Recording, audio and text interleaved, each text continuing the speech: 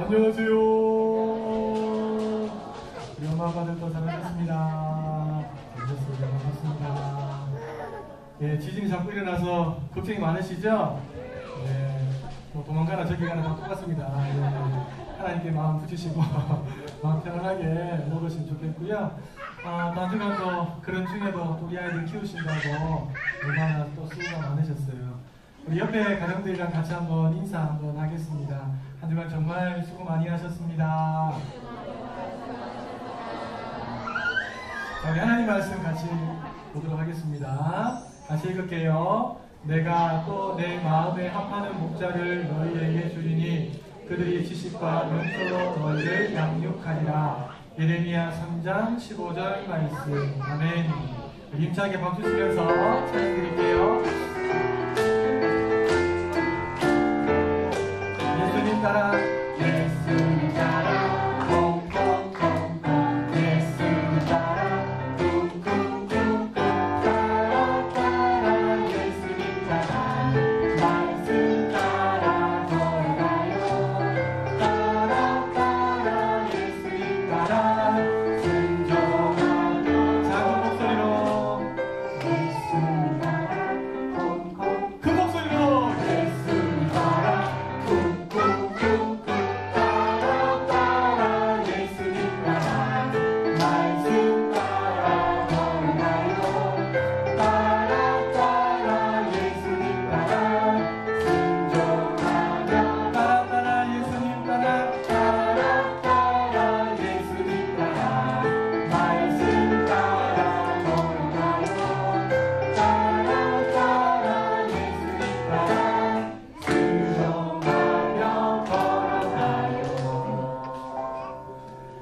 친구들, 우리나라 왕들 중에서 가장 뛰어나면서 동시에 백성들로부터 사랑을 많이 받은 왕은 누굴까요? 예, 맞습니다. 세종대왕입니다. 세종대왕은 한글을 만들어 주셨어요. 그렇죠? 그래서 한문을 보고 읽지 못하고 있던 많은 백성들의 눈을 열어서 쉽게 글을 읽고 많은 또 지식들을 쌓을 수 있도록 좋은 장들을 만들어 주신 유명한 왕이죠. 이뿐만 아니라 목사님이 세종대왕에 대해서 조금 살펴보니까 백성들을 마치 자기의 가족처럼 여기면서 대했던 내용들이 많이 있더라고요. 옛날에는 이래저래 다른 나라에서 전쟁을 많이 해왔기 때문에 항상 이 군대를 어떻게 준비하느냐는 굉장히 중요한 문제였습니다. 평상시에는 뭐 사람들이 다 일을 하지만 그러나 혹시야 또 이제 전쟁이 일어날 수 있으니까 항상 대비를 했는데요. 15일이나 30일 정도 이렇게 사람들을 모집해서 군사훈련을 합니다. 그러면 이제 그 날에 맞게끔 하루 일당을 쳐서 삭스를 다 이렇게 매겨줘요. 근데 이제 기록에 보면 이 세종대왕은 사람들을 항상 불러갖고 15일이면 15일까지 딱 채워서 보내주는 일이 없었대요. 항상 하루나 이틀 전에 보내줬어요. 그러니까 돈은 돈대로 다 받고 훈련은 훈련대로 하고 돌아가는 거예요. 그 다음에 또 이번엔 31잔입니다 이러면 사람들이 올까 안 올까요? 오죠. 빨리 보내줄 거니까. 그래서 이제 늘 이렇게 군대로 와서 훈련하는 사람들의 마음속에 우리 왕은 참 우리를 참 잘 배려해 주시는 분이야, 이런 이제 좋은 마음이 있었대요. 그리고요, 지금은 우리나라에는 잘 없지만 옛날에 세종대왕이 있을 때 노비, 하인 이런 사람들이 있었어요. 이제 뭐 자세부리한 일들을 하는 사람들이었는데요. 좋은 주인을 만나면 이 주인도 되게 이 하인도 편안하게 잘 지낼 수가 있는데, 진짜 나쁜 주인 만나면 하인이 고생을 해야 돼요. 심지어 어떤 주인은요, 자기 마음에 안 든다고 죽일 수도 있었어요.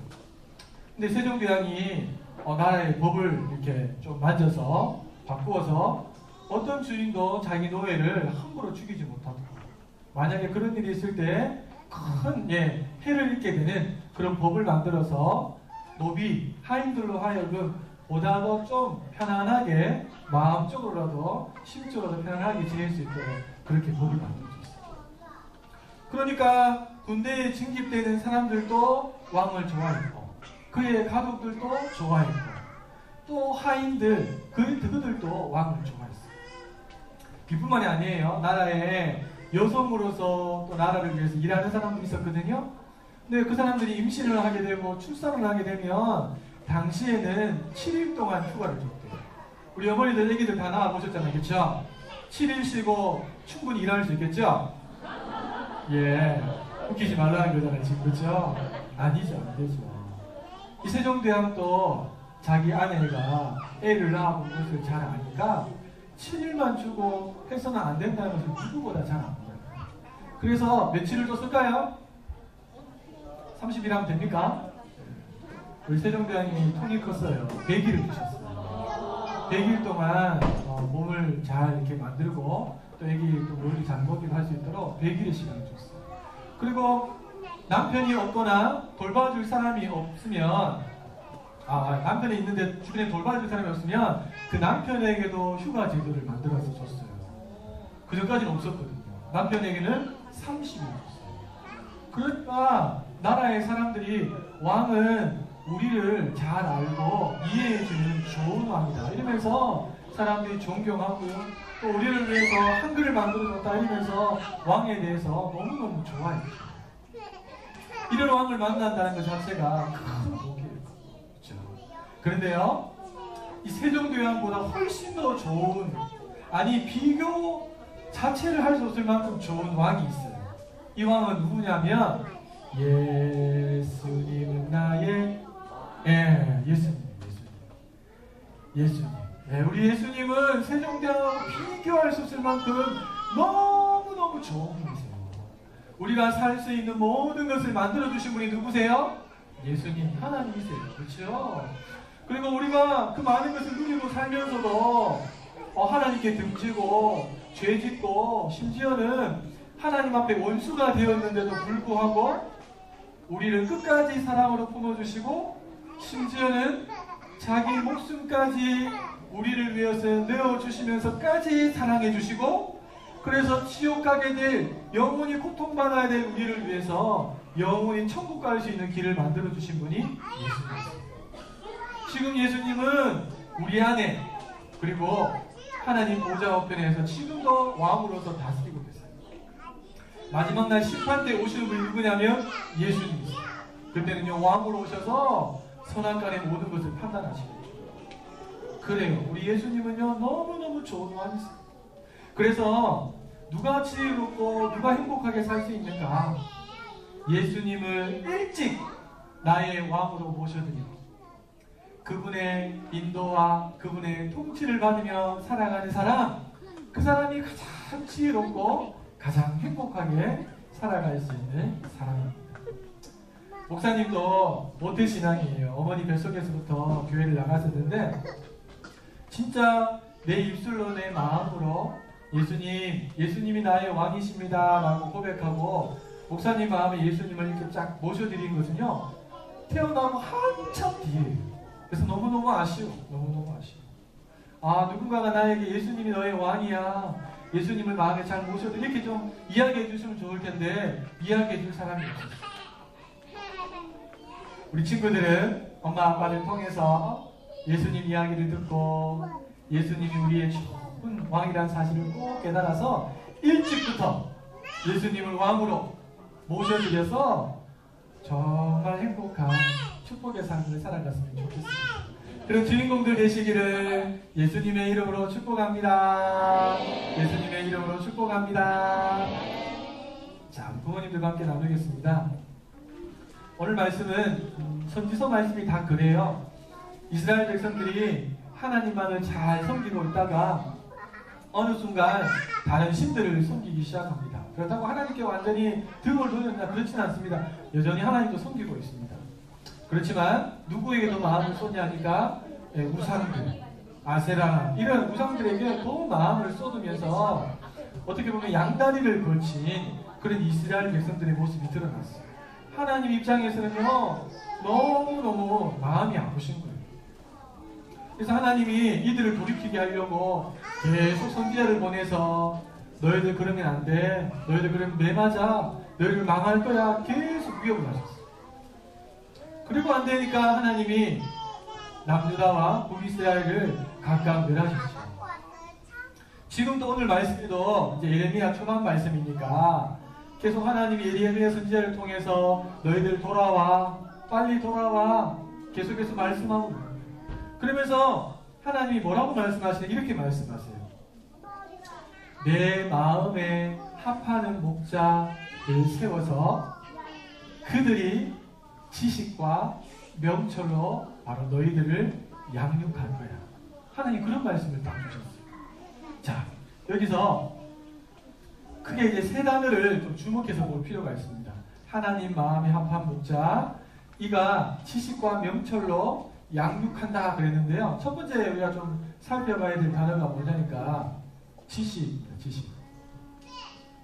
지식은 데아라는 히브리어인데요. 이 지식이 우리가 흔히 알고 있는 지식입니다. 근데 이게 언제 많이 쓰였는가 용례를 찾아보니까 이상적인 통치자가 지식을 가지고 통치할 때 이 지식이라는 단어를 썼대요.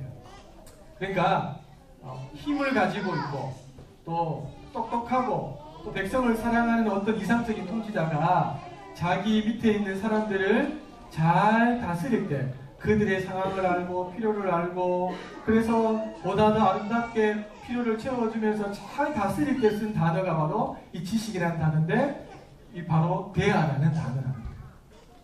두 번째는요 명철인데요. 히브리어로 사칼입니다. 사칼.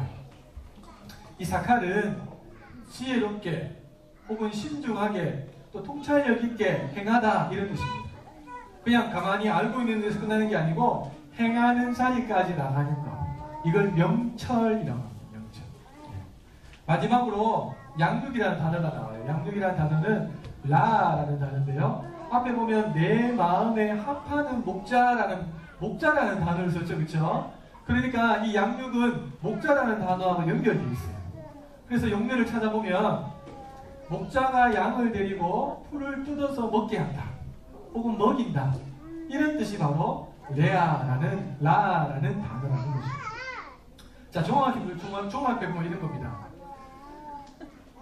이상적인 통치자, 자기에게 양들이 있는 어떤 목자가 있는데 이 목자는 그냥 양이 뭔지 전혀 모르고 그냥 양을 치는 목자가 아니고 양이 어떤 풀을 좋아하고 어떤 기질이 있고 어떤 습성이 있고 무엇을 무서워하고 무엇을 싫어하고 뭐 어떻게 했을 때 기분 좋아하는지 이런 것들을 빠삭하게 알고 있는 목자가 신중하게 지혜롭게 통찰력 있게 상황에 맞게끔 이것들을 잘 적용해서 양들에게 풀을 먹이고 꿀을 먹이면서 양들을 잘 케어하는 것. 이게 바로 오늘 말씀에 나오는 하나님 마음에 합하는 목자다. 이렇게 보시면 됩니다. 자, 구약 성경에 보면 여러 많은 선지자들이 나와서 이런 모양으로 이스라엘 백성들을 이끌어 가려고 합니다. 그러나 이제 성공한 케이스들도 있지만 대부분 다는 반짝 쓰임 받다가 그냥 말았죠. 근데 신약으로 넘어가면 누가 나옵니까? 나는 선한 목자라 라고 하시는 예수님이 나옵니다. 자, 예수님이 오늘 이 세 단어 지식과 명철과 양육이라는 단어로 예수님의 삶을 한번 들여다보면 딱 하나님 마음에 합하는 목자라는 사실을 알 수가 있습니다. 자, 선한 목자이신 예수님은 자기 백성들에 대해서 잘 아셨습니다. 자기의 힘으로 죄에서 벗어날 수 없는 연약한 존재라는 걸 잘 아셨습니다. 심지어 예수님은요, 그 사람이 마음에 어떤 생각을 품고 있는지 말하지 않아도 꿰뚫어 볼 만큼 그 사람에 대해서 아셨습니다. 우와, 우리 주변에 보면 가도 기도 많이 한다고 하면서 나는 네가 어떤 생각을 하고 있는지 알고 있다 이렇게 말하는 사람들이 간혹 있어요? 다 꽁이에요. 없어요. 정보를 통해서 그 사람 주변에 사람들 많이 붙여서 정보를 뽑아내서 아는 척 하는 거지 실제로 아는 건 아니에요. 주님밖에 몰라요. 왜냐하면 구약시대에 그 최고의 선지자였던 사무엘도 누구에게 기름을 부어야 될지 몰랐어요. 마음을 몰랐어요. 읽을 수 없는 거죠. 하나님만 읽어요. 그래, 예수님은요 이스라엘 사람들 한 명 한 명에 대해서 아셨고 또 누구에게 은혜가 필요하고 누가 하나님을 갈망하는지도 다 아셨어요. 다 아셨어요. 그러니까 알고 있으니까 아는 거 가지고 마음껏 해도 되는데 예수님은 또 그렇게 안 하셨어요. 자, 보세요. 선한 목자 되신 예수님은 하나님께 지혜를 구하며 모든 일을 감당하셨습니다. 보세요. 예수님은 이스라엘 백성들의 상황과 처지와 무엇이 필요한지를 다 알고 있습니다. 그럼에도 불구하고 아침, 새벽, 미명에 한적한 곳으로 가셔서 엎드려 기도합니다. 무슨 기도했을까요? 하나님, 밥 잘 먹게 해주세요. 이 기도했을까요? 아니요. 하나님, 오늘 내가 무엇을 해야 합니까? 하나님, 내가 오늘 어디를 가야 합니까? 하나님, 내가 오늘 하나님께서 만나게 하시는 그 사람 내가 어떻게 대해야 합니까? 하나하나 묻고 하나님의 뜻을 듣고 하나님의 뜻으로 무장해서 그 하루의 삶을 걷더니 살아가셨고, 또 하루에 마감하는 시간에 습관을 쫓아서 겟세마네 동산에 올라가셔서 기도하면서 하루를 마감하신 분이 예수님이세요. 그래서 복음서에 보면 예수님이 뭐라고 말씀하시냐, 이런 말씀하세요. 나는 내가 임의대로 한 것이 하나도 없다. 에? 이게 무슨 말이에요? 다 하나님의 뜻대로 내가 행했다, 이렇게 말씀합니다. 그러니까 예수님은 다 이스라엘 백성들에서 알고 있었지만 그냥 안다고 해서 마음대로 행한 것이 아니라 하나님의 뜻을 묻고 그 뜻을 깨달아서 하나님의 지혜를 가지고 신중하게 통찰력 있게 자기에게 맡겨진 영혼들을 돌아보셨던 분이라는 거죠. 그래서 예수님은 사람들의 스케줄에 따라서 막 끌려다니신 분이 아니라 철저하게 하나님의 스케줄 안에서 주도적으로 사역을 했습니다. 이분이 바로 예수님이세요. 지혜를 가진, 명철을 가지신 분이시죠. 자, 세 번째, 선한 목자 되신 예수님은 우리의 육의 양식뿐만 아니라 영의 양식을 잘 먹이셨어요. 예수님이 언제 육의 양식을 먹였는가? 가나 혼인잔치에서 물을 포도주로 바꾸셔서 거기에서 이제 포도주가 다 떨어져서 혼인잔치가 낭패를 볼 그 시점에서 우리 예수님은요, 포도주 최상급으로 바꾸시면서 그 기쁨을 훨씬 더 크게 만들어주셨어요. 사람들에게 마시게 해주셨죠. 그렇죠? 또요, 예수님의 말씀을 듣기 위해서 몰려온 사람들, 그들이 허기졌을 때 예수님은 오병이어 7병이어를 통해서 모든 사람들의 배를 풀리게 하시고 남기신 분이 예수님이세요. 이뿐만이 아니에요. 예수님은 우리 사람은 단순히 육체만 갖고 있는 사람이 아니라는 것을 잘 아셨어요. 영이 있는 존재라는 것을 아시고요, 영의 양식인 하나님의 말씀을 모든 사람들이 들어서 이해할 수 있는 언어로, 비유로 쉽게 풀어서 하나님의 말씀을 제공해 주셨어요. 그러니까 이분이 바로 우리가 믿는 예수님이세요. 선한 목자 되신 예수님. 우리를 지식과 명철로 양육하신 분이시죠. 자, 이걸 우리 부모님들에게 적용해보면 어떻게 적용할 수 있을까요? 우리 아이들을 하나님께서 맡겨주신 어린 양으로 생각해보세요. 내가 목자라고 생각해보시면 됩니다. 자, 한번 보겠습니다. 자녀를 양육할 때 어떻게 해야 되는가? 첫째, 읽어보겠습니다. 시작. 우리 부모님들은 자녀들에 대해서 잘 아십니까? 이 아이가 어떤 특징이 있고 어떤 기질이 있고 또 무엇을 좋아하고 싫어하는지 잘 아십니까? 또 이 아이의 발달 과정에 따라서 신체적으로 어떤 변화가 일어나고 무엇을 즐겨 사용하고 무엇을 좋아하는지 어떻게 의사를 표현하는지 잘 아십니까? 공부하셔야 돼요. 공부하셔야 돼요. 아이의 변화에 따라서 정말 무섭게 아이에 대해서 공부하셔야 됩니다. 할 수 있다면 책들을 통해서, 좋은 책들을 통해서 지식을 얻으시고요. 목사님 저는 책 별로 안 좋아해요. 그러면 책 많이 읽으시고 자녀를 좀 잘 키우신 부모님들 있으면 찾아가셔서 밥 한 끼 대접하고 커피 한 잔 사주면서 들으시고. 저희 아이들이 집에서 뭐 키우는 걸 좋아합니다. 사실은 제가 좋아했었는데 금붕어를 저희 둘째가 아기 학교 때 가서 이제 받아봤어요. 원래는 이제 한 2마리 이렇게 주는데 이제 받으신 어머니들이 우리 금붕어 못 키운다 이러면서 이제 저희 애한테 줘서 제 아내가 이제 6마리인가 이렇게 금붕어를 받아왔어요. 그래서 받아왔는데 이제 계속 봉지 안에 넣어둘 수는 없잖아요, 그렇죠? 그래서 안 쓰는 그 세숫대야를 하나 딱 준비해서 나름대로 또 이제 지식을 가지고 수돗물 받아가지고 하루 좀 놔두고 난 다음에 거울에다가 넣어줬어요. 잘 크게. 또 며칠 지나니까 또 붕 떠있으면 또 죽어나가요. 그러면서 한 마리씩 죽어나가는데 다 죽었어요. 큰 붕어 왜 이렇게 잘 죽지? 이상하다. 그러면 자, 이번에는 우리 그냥 아마 안 좋은 금붕어를 아기 앞에서 줬는 것 같다 이렇게 생각하고 마트에 가서 금붕어를 샀어요. 그리고 이제 좋은 집이 있으면 좋겠다 이렇게 생각해서 어항도 사고 어항 안에 들어갈 뭐 돌이나 뭐 풀이나 이런 걸 샀어요. 그리고 이제 또 물 받아서 키웠죠. 그런데 또 얼마 지나고 나니까 또 한 마리 둥 떠 있어요. 왜 자꾸 죽지? 공기를 안 넣어줬구나. 이 안에 공기를 자꾸 넣어줘야지 얘들이 숨을 쉴 수 있는데 지식이 없어서 자꾸 죽어나간다. 나중에 되니까 공기를 넣어줘 또 죽어요. 왜 죽었냐니까 왜 죽었을까요? 온도가 안 맞아요. 온도.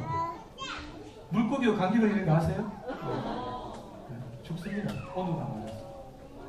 그래서 이제 금붕어 다 죽었어요. 한 3-4번 샀는데 한 마리도 남지 못하고 다 죽었어요. 원래 물고기 오늘 못 사는가 보다 이러면서 이제 장수풍뎅이, 장수 아닙니까? 장수풍뎅이 사와갖고 요만한 통에다가 또 이제 톱밥 넣고 다시 통을 하나 또 장만했어요. 거기다 넣고 이제 키웠는데 이놈들도 뭐가 안 맞았는지 또 다 죽더라고요. 그리고 좀 오래 사는 게 뭐가 있을까? 그래, 자라.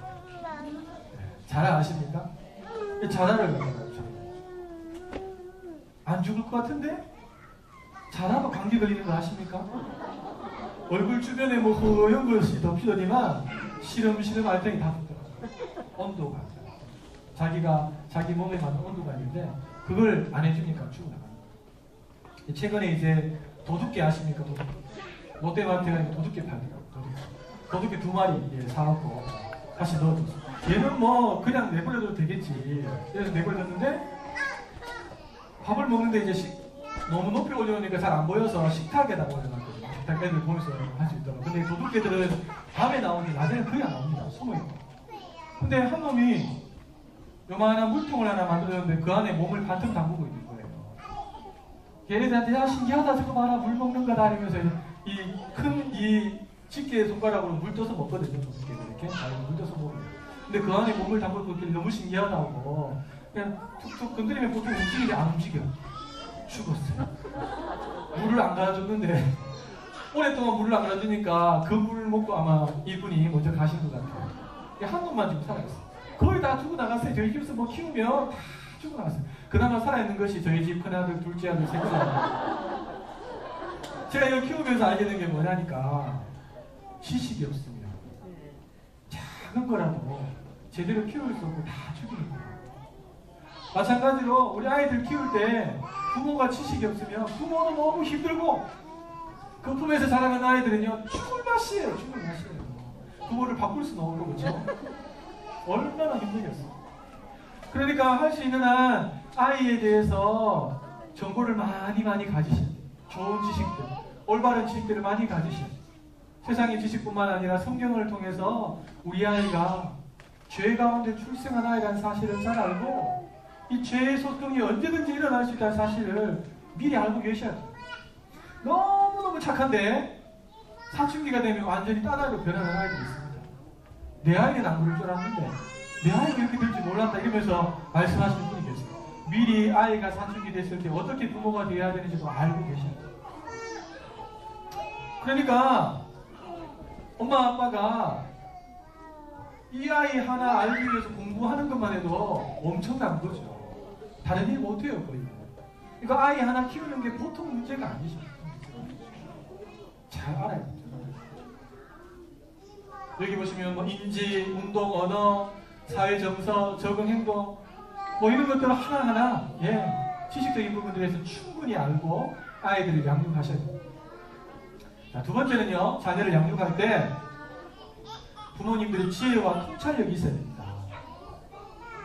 때와 상황에 맞게끔 내가 갖고 있는 지식을 적절하게 잘 사용할 수 있는 지혜.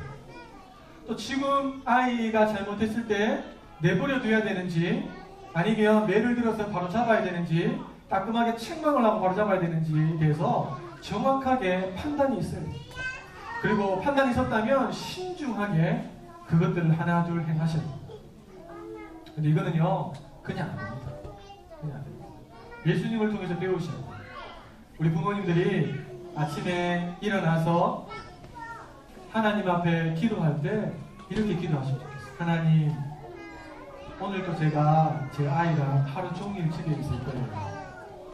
오늘 이런저런 스케줄이 있지만 그 스케줄 외에 대부분 내가 이 아이하고 시간을 보낼 텐데 하나님, 내가 이 아이를 어떻게 키워야 될지 지혜를 주세요. 내가 이 아이와 함께 어떻게 시간을 보내고 무엇을 이 아이의 마음속에 심어줘야 될지 오늘 나에게 하나님 깨달음을 주세요. 그리고 그 깨달음을 가지고 신중하게 지혜롭게 통찰력을 가지고 여러분이 갖고 있는 지식을 하나씩 적용하는 거예요.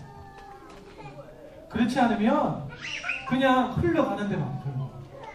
내 방식과 내 고집대로. 그러면 맞을 때도 있지만 틀릴 때도 있어요. 그래서 하나님 앞에 엎드리는 부모, 자녀 양육을 두고 하나님 앞에 깊이 고민하면서 어떻게 하면 내가 이 아이를 하나님 앞에 바로 세울 수 있을까에 대한 고민을 두고 기도하는 부모, 그런 부모가 바로 하나님이 기뻐하시는 하나님 마음에 합한 목자와 같은 부모라는 거죠. 그래서 이런 책들도 있습니다.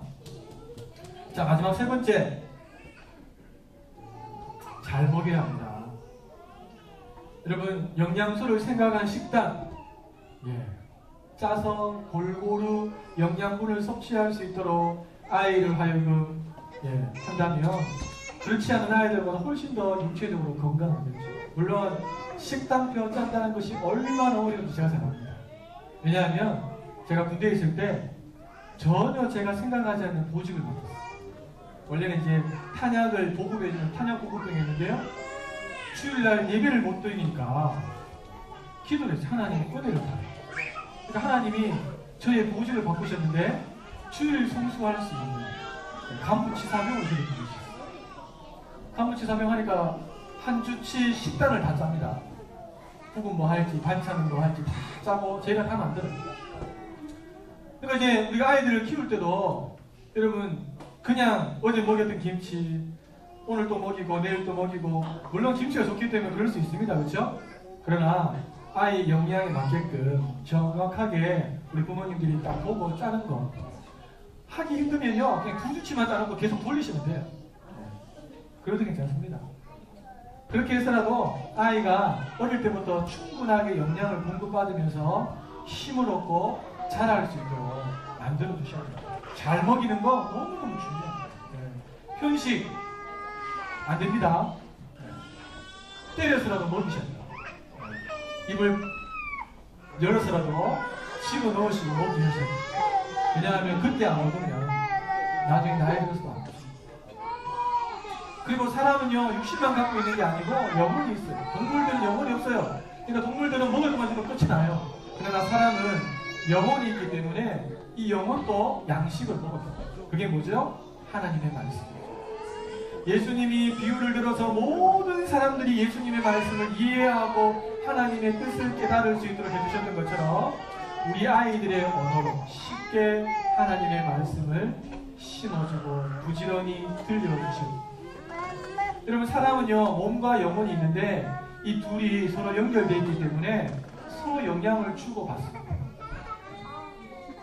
그래서 육신을 잘 먹이는 것도 중요하지만 영혼의 건강을 위해서 하나님의 말씀을 잘 공급해 주는 것도 훨씬 더 중요한 일이라는 겁니다. 하나님께서 우리 부모님들이 아이들을 사랑하는 것보다 훨씬 더 아이들을 사랑하십니다. 그리고 하나님이 고민하셨어요. 내가 이 아이를 누구의 품에 맡겨주면 내 마음에 딱 맞게 잘 양육해 줄 수 있을까? 누구한테 맡겨주면 지식과 명철로 양육할 수 있을까? 하나님이 고민하시다가 바로 우리 부모님들에게 아이들을 맡겨주셨습니다. 지식을 따라서 지혜롭게 신중하게 아이들을 양육하시되 먹을 것, 또 영의 양식 잘 공급해 주셔서 우리 아이들이 혹 잘못된 길로 빗나간다 할지라도 어릴 때 부모로부터 받은 이 놀라운 사랑, 돌봄이 기억되어서라도 부모의 말 앞에 기꺼이 순종하고 돌아옵니다. 아니 혹 나쁜 길로 나가지 않았다면 진짜 믿음 안에서 잘 준비되어져서 믿음의 정도를 끝까지 걸어갈 수 있는 하나님의 귀한 일꾼들로 자랄 수 있기를, 우리 부모님들 품에서 자랄 수 있기를 예수님의 이름으로 축복합니다. 예수님의 이름으로 축복합니다. 우리 축복성 1절